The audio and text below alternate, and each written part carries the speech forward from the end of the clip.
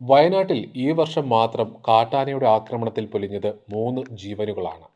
വയനാട് കുറുവയിൽ കാട്ടാനയുടെ ആക്രമണത്തിൽ പരിക്കേറ്റ വെള്ളച്ചാലിൽ പോൾ എന്ന 50 വയസ്സുകാരൻ മരിച്ച സംഭവത്തിന് പിന്നാലെ നാളെ യു.ഡി.എഫ് വയനാട്ടിൽ ഹർത്താലിന് ആഹ്വാനം ചെയ്തിരിക്കുകയാണ്.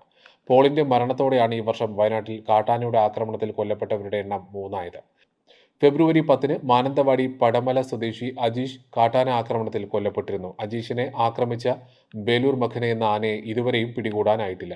ഇതിനിടെയാണ് വീണ്ടും കാട്ടാനയുടെ ആക്രമണത്തിൽ മറ്റൊരാൾ കൂടി കൊല്ലപ്പെട്ട അതിദാരുണ സംഭവമുണ്ടായത്. ജനുവരി 30-ന് തോൽപ്പെട്ടി സ്വദേശി ലക്ഷ്മണൻ കാട്ടാനയുടെ ആക്രമണത്തിൽ കൊല്ലപ്പെട്ടിരുന്നു. തുടർച്ചയായി കാട്ടാനയുടെ ആക്രമണത്തിൽ ജനങ്ങളുടെ ജീവൻ നഷ്ടമാകുന്ന സംഭവത്തിൽ ശാശ്വത പരിഹാരം തേടിയാണ് യു.ഡി.എഫ് ഹർത്താലിന് ആഹ്വാനം ചെയ്തത്. പോളിന്റെ മരണത്തോടെ ജനങ്ങളും വലിയ പ്രതിഷേധത്തിലാണ്. കാട്ടാനയുടെ ആക്രമണത്തിൽ ആന്തരിക അവയവങ്ങൾക്കേറ്റ പരിക്കാണ് പോളിന്റെ മരണകാരണമെന്നാണ് പ്രാഥമിക റിപ്പോർട്ട്. അതീവ ഗുരുതരാവസ്ഥയിലാണ് കോഴിക്കോട് മെഡിക്കൽ കോളേജിൽ പോളിനെ എത്തിച്ചത്.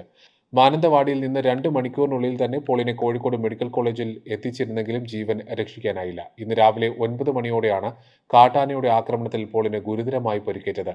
കുറുവാദ്വീപ് വനസംരക്ഷണ സമിതി ജീവനക്കാരനായ പോൾ ജോലിക്കായി പോകുന്ന വഴി ആനക്കൂട്ടത്തിന് മുന്നിൽ പെടുകയായിരുന്നു. ഭയന്നോടിയപ്പോൾ താൻ കമിഴ്ന്ന് വീണെന്നും പിന്നാലെ വന്ന കാട്ടാന ചവിട്ടിയെന്നുമാണ് പോൾ അവസാനമായി പറഞ്ഞത്. സംഭവം അറിഞ്ഞ് സ്ഥലത്തെത്തിയ സഹപ്രവർത്തകരാണ് പോളിനെ മാനന്തവാടി മെഡിക്കൽ കോളേജ് ആശുപത്രിയിൽ എത്തിച്ചത്. പിന്നാലെ പോളിന്റെ ആരോഗ്യനില വഷളായതിനെ തുടർന്ന് കോഴിക്കോട് മെഡിക്കൽ കോളേജ് ആശുപത്രിയിലേക്ക് മാറ്റുകയായിരുന്നു.